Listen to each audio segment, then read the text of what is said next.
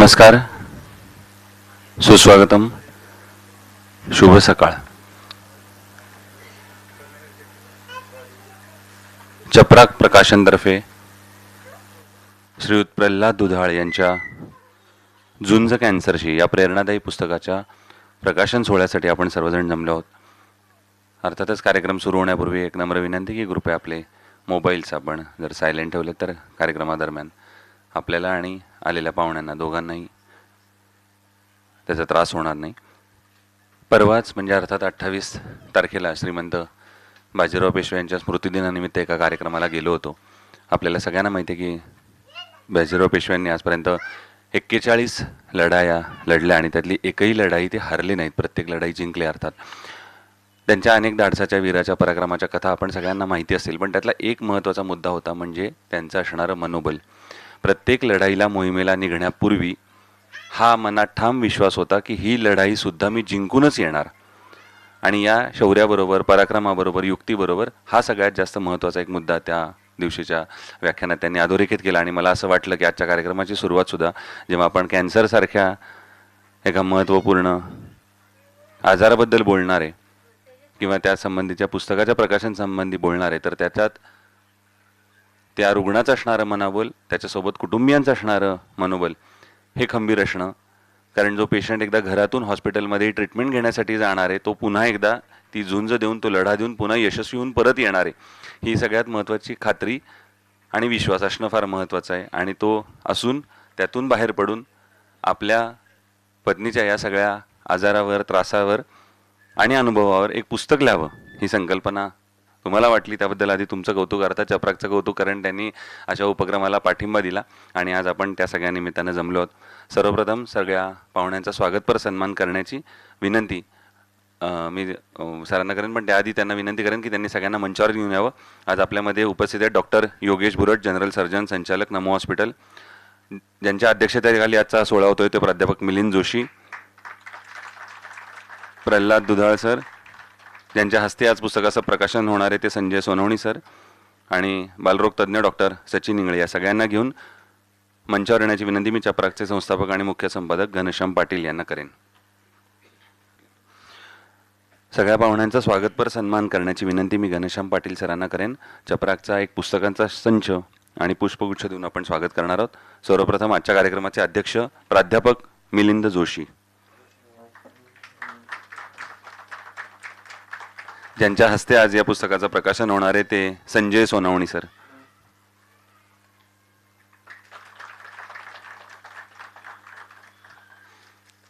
आजच्या कार्यक्रमासाठी विशेषत्वानं उपस्थित असलेले doctor Yogesh Burat, doctor Sachin Ingale sir काही कारणामुळे येऊ शकले नाही आहेत, आणि अर्थातच आजच्या पुस्तकाचे लेखक प्रल्हाद दुधाळ सर.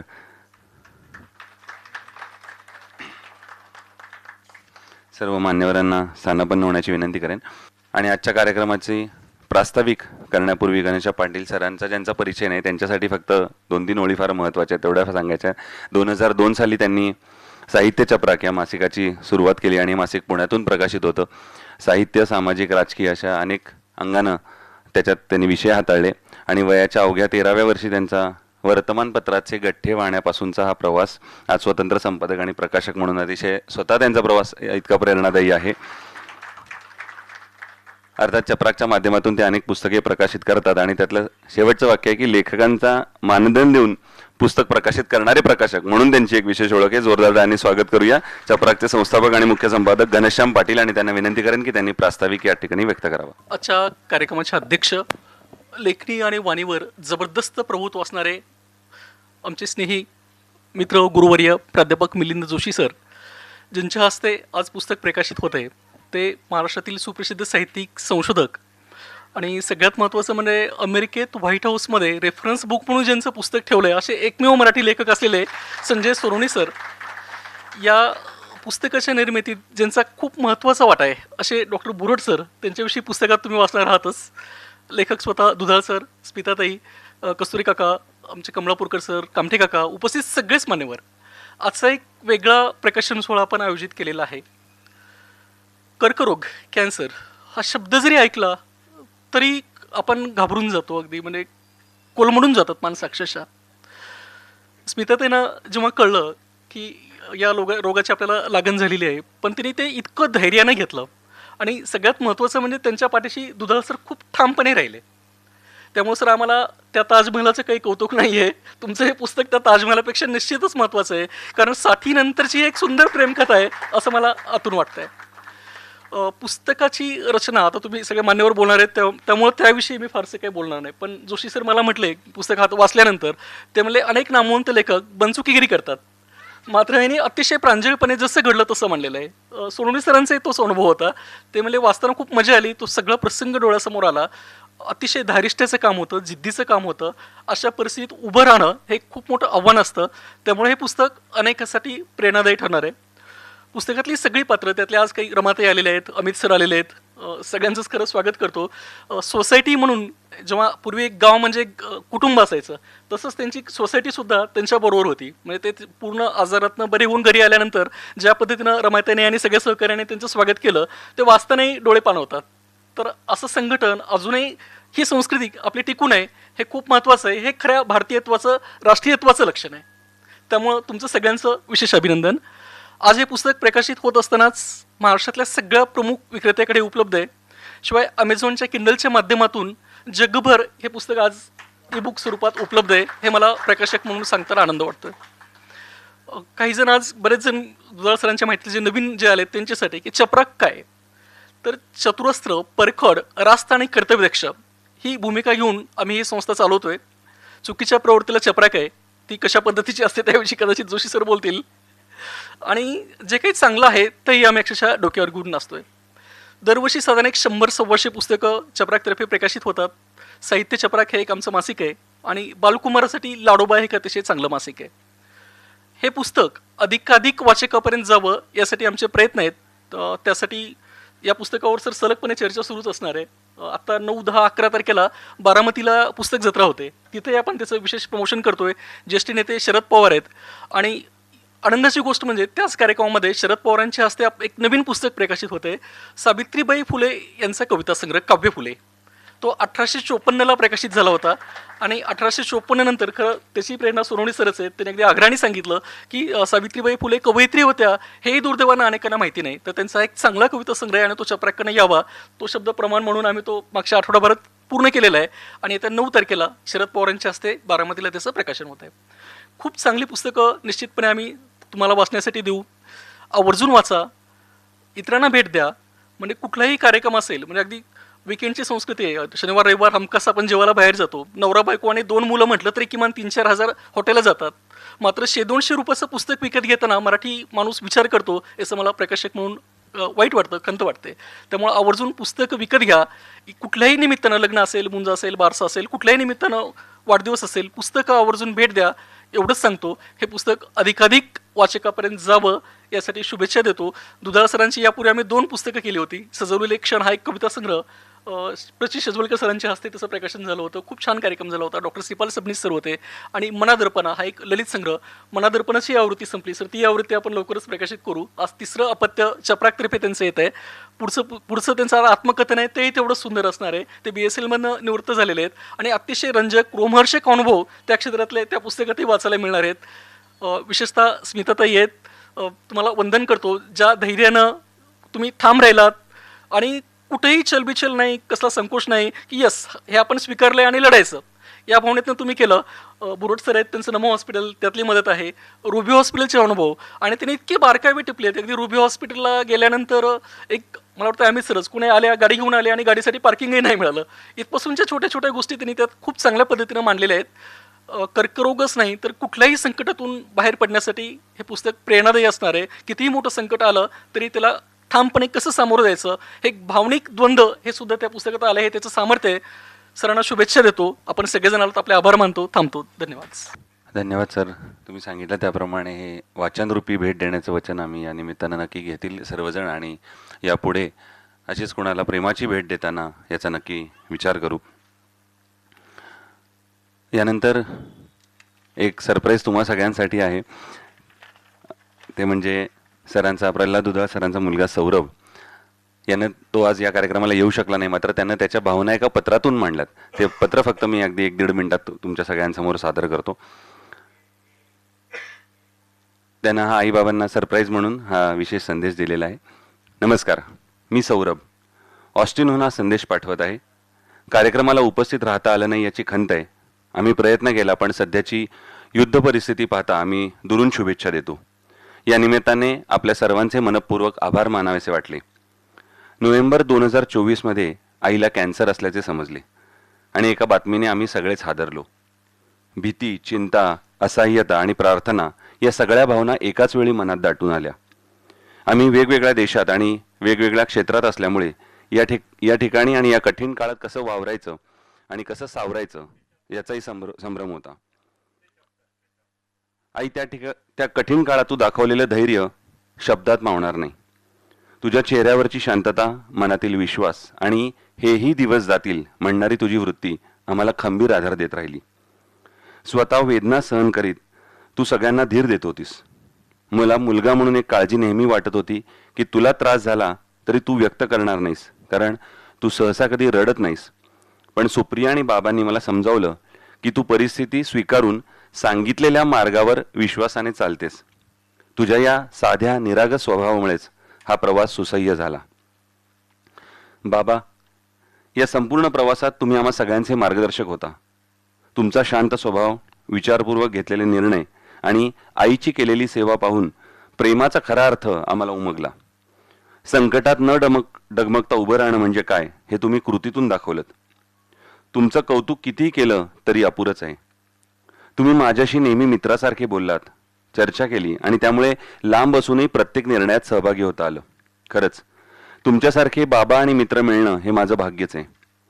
या प्रवासात डॉक्टर, मित्र, नातेवाईक आणि अनेक जीवाभावाच्या माणसांनी दिलेला आधार आम्ही कधी विसरणार नाही. योग्य वेळी मिळालेला एक शब्द, एक फोन, प्रार्थना किंवा फक्त आम्ही आहोत ही जाणीव यांनी हा मार्ग सोपा केला.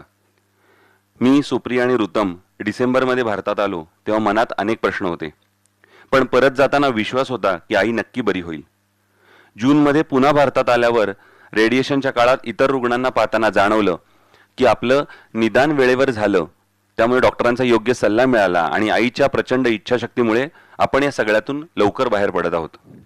अमित दादा, रमाताई, सुजित, सुप्रियाचे mummy papa, doctor Sachin Ingale, doctor Yogesh Burat sir, Chandan, प्रियाबहिनी, प्रभाताई, रेखाताई, हडपसरच्या काकू, 3 ज्वेल्समधील मित्रपरिवार, श्रेया, संगीता मावशी आणि अजून कित्येक जण यांनी वेळोवेळी आईची विचारपूस केली आणि साथ दिली. काहींनी प्रत्यक्ष मदत केली तर काहींनी शांतपणे आईसाठी प्रार्थना केली. या प्रत्येकाचा मी ऋणी आहे. ऑस्टिनमधील माझे मित्र नेहा, अनुपम, प्रदीप, सायली, सौरभ, सोनिया यांनी मला इथे खूप आधार दिला. डॉक्टर अभिषेक धनावडे यांनी सतत मार्गदर्शन केलं. तसंच डॉक्टर अजित आणि निखिल कुलकर्णी यांचंही मार्गदर्शन अत्यंत मोलाचं ठरलं. हे सगळं मी मनापासून कृतज्ञतेने लिहित आहे. तुम्हा सगळ्यांनी आम्हाला दाखवून दिलेलं की आयुष्य किती कठीण वळणावर आलं तरी विश्वास, प्रेम आणि साथ असेल तर प्रत्येक वादळ ओसरतं. घनश्याम दादा, प्रमोद दादा आणि संपूर्ण चपराक परिवार, पुस्तक प्रकाशन आणि या कार्यक्रमाचे आयोजन केल्याबद्दल आपल्या सगळ्यांचे खूप खूप आभार. आई बाबा, तुमच्याकडून आम्ही शिकलो, संकट येतं पण माणूस त्याहून मोठा असतो. वेदना येतात पण प्रेम त्याहून खोल असतं. अंधार येतो पण माणुसकीचा दिवा कधीच विझत नाही. आणि बाबांच्या पुस्तकासाठी काही ओळी. या प्रवासात स्मिता राहिली शांत, नेहमीच स्थिरतम. प्रल्हादच्या श्रद्धेच्या वाटेवर उमटलं माणुसकीचं सत्यऋतम, माणुसकीचं सत्यऋतम. मनपूर्वक आभार. हां, नातवंडाचं नाव होतं. यानंतर लेखकांचं मनोगत अर्थात प्रल्हाद दुधाळ सरांना मी विनंती करेन. आता सरांनी सांगितलं त्याप्रमाणे BSNL मधून ते निवृत्त उपमंडळ अभियंता म्हणून कार्यरत आहेत. यापूर्वी त्यांची 7 पुस्तकं प्रकाशित झाले. ते त्यांचं 8वं पुस्तक आहे आणि चपराकतर्फे याआधी 2 पुस्तकं म्हणजे सजवलेले क्षण आणि मनादर्पणा हे प्रकाशित झालेले आहेत. आता हे त्यांचं 3रं अपत्य आज प्रकाशित होतंय. जोरदार टाळ्यांनी स्वागत करूया लेखक प्रल्हाद दुधाळ सरांना आणि त्यांना विनंती करेन की या प्रसंगी त्यांनी आपलं मनोगत व्यक्त करावं. सर्वांना नमस्कार.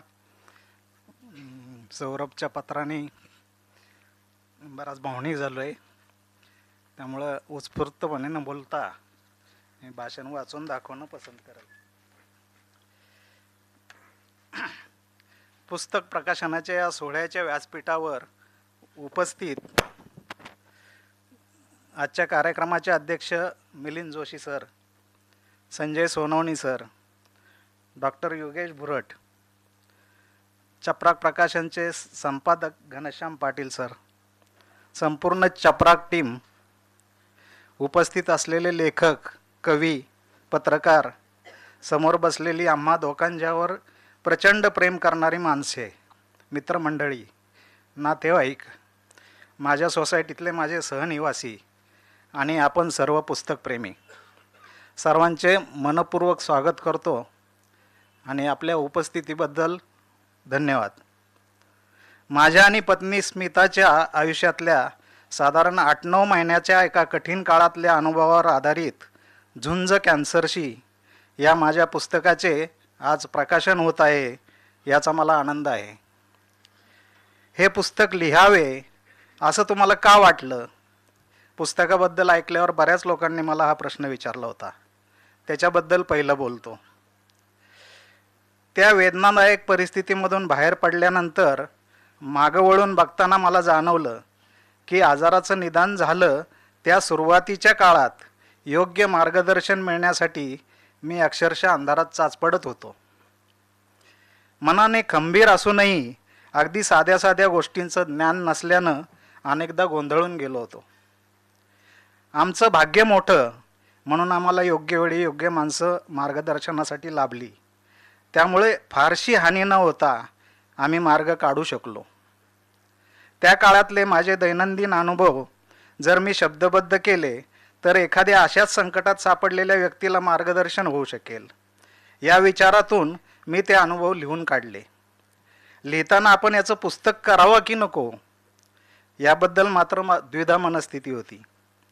नाही म्हटलं तरी हे वैयक्तिक अनुभव आहेत आणि त्याचं पुस्तक झालं तर हे सार्वजनिक होतील माझे अनुभव आणि मग कदाचित लोक काय म्हणतील या दडपणाने मी सुरुवातीला कच खात होतो. यावर मी स्मिताशी ओपनली चर्चा केली. पुन्हा वाचन केल्यावर लक्षात आलं की या लिखाणाच्या रूपाने माझ्या हातून एक जिवंत संघर्ष कथा आकाराला आली आहे आणि ती जर माझ्या वहीतच राहिली तर काय उपयोग. अजून एक विचार मनात होता.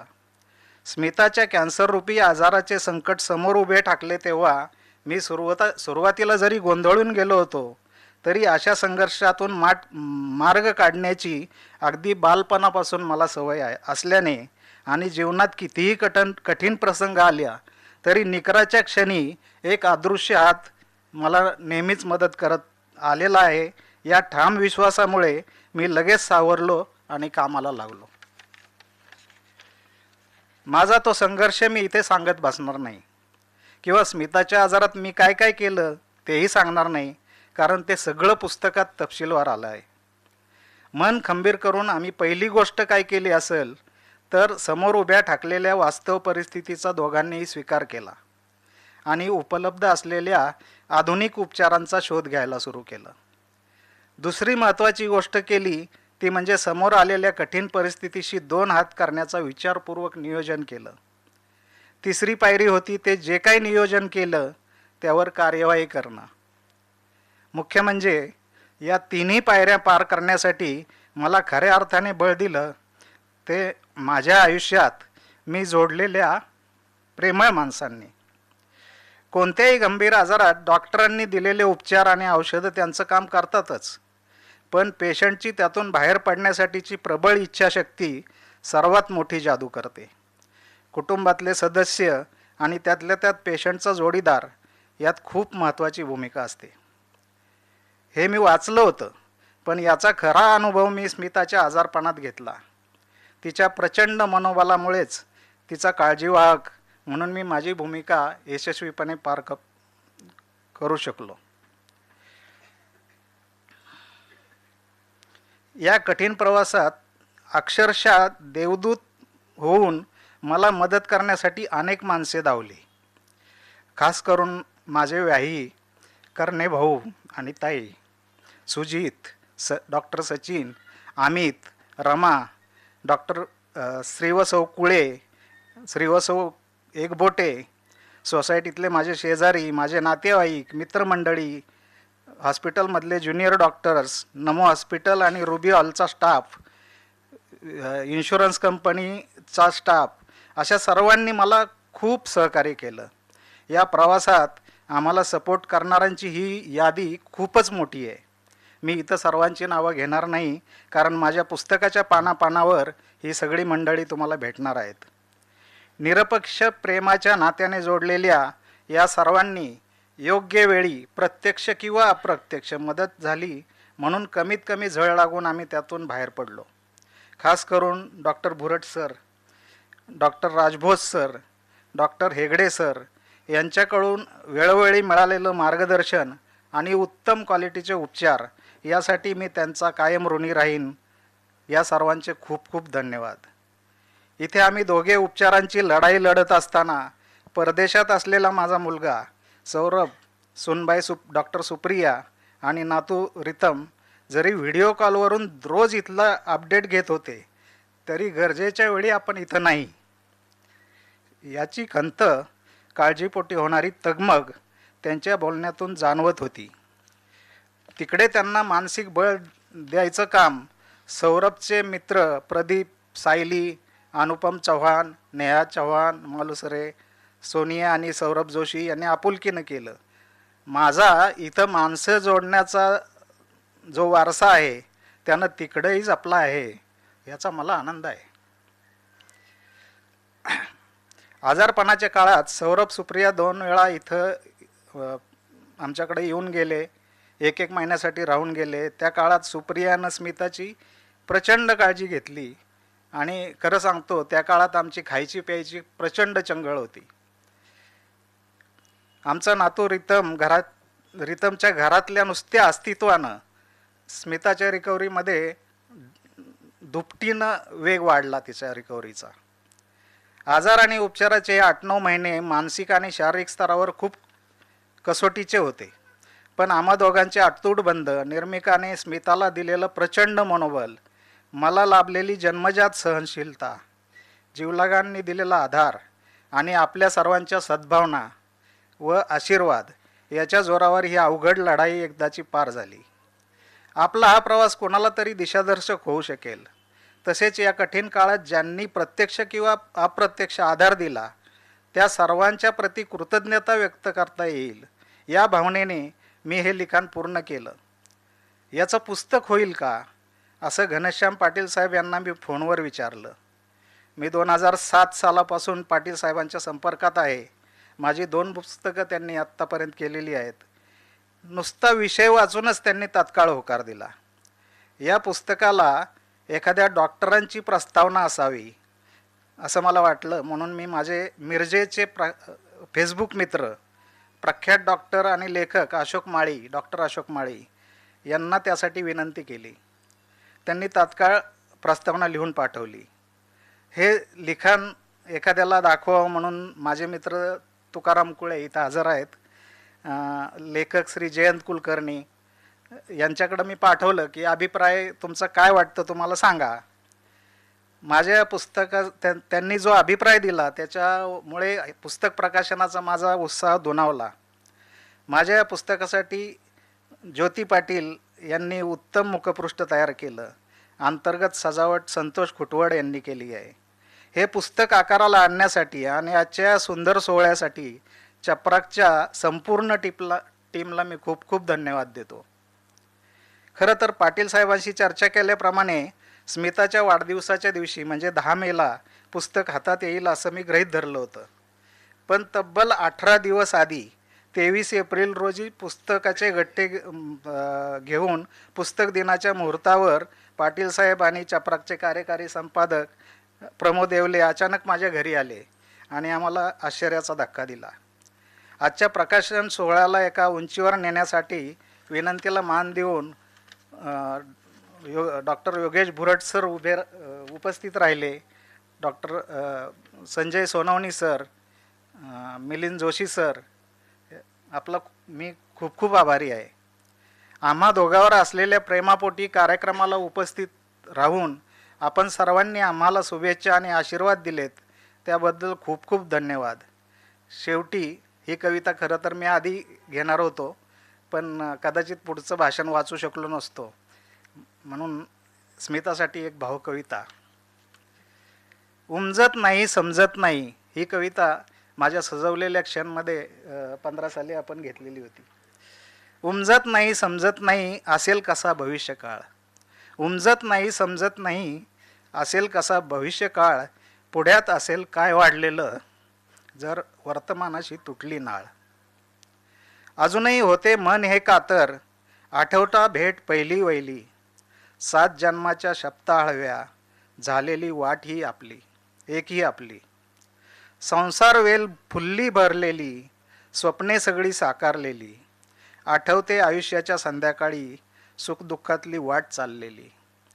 भयभीत मी होईल काय माझे, भयभीत मी होईल काय माझे, अर्ध्यावरती साथ सुटल्यावर, असेल कसे जीवन सकये, माझ्यातून तुला वजा केल्यावर, माझ्यातून तुला वजा केल्यावर. आपले खूप खूप धन्यवाद. धन्यवाद सर. तुम्ही म्हटलात त्याप्रमाणे खरंच अशा प्रसंगी या भावनांना आवर घालून शब्दांना मोकळं कसं करायचं ही फार अवघड असतं, पण पुन्हा एकदा आपले मनापासून आभार. यानंतर आपण थेट पुस्तक प्रकाशनाकडे वळणार आहोत. दुधाळ सरांनी लिहिलेले आणि चपराक प्रकाशन यांच्यातर्फे मी स्मिताताईंनी मंचावर येण्याची विनंती करेन आणि सुप्रसिद्ध साहित्यिक आणि संशोधक संजय सोनवणी सर यांच्या हस्ते सुप्रसिद्ध साहित्यिक आणि वक्ते प्राध्यापक मिलिंद जोशी यांच्या अध्यक्षतेखाली नमो हॉस्पिटलचे संचालक डॉक्टर योगेश भुरट यांच्या उपस्थितीत